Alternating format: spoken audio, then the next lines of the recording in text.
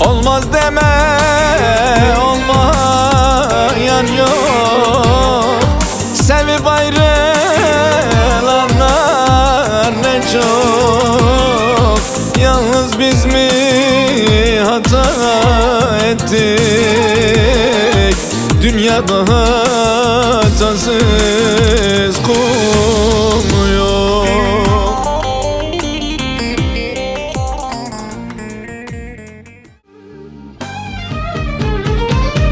Harabe gibi, harabe gibi, deli gönlüm sensiz virane gibi.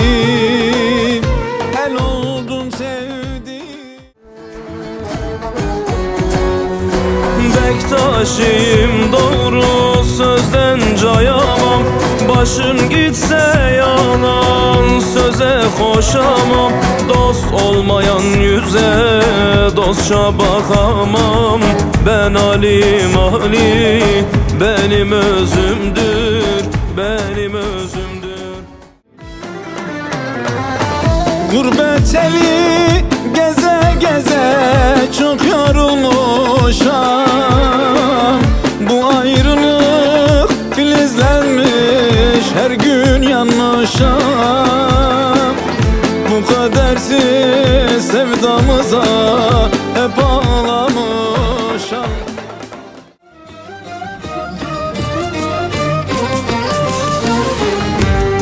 Zannetme ki unutamam, bu gönlümü avutamam. Ateşlerde yansam bile gönül yaramı saramam.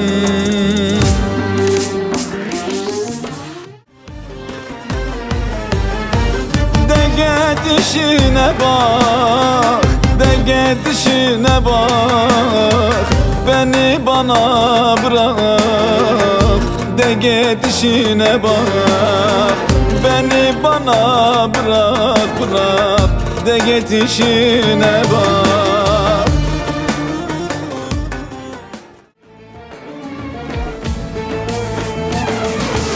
Açtın başa her dümeni, ettin yara dertine mi?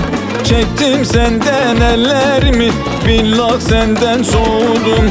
İnan senden soğudum, vallah senden soğudum. Billah senden soğudum.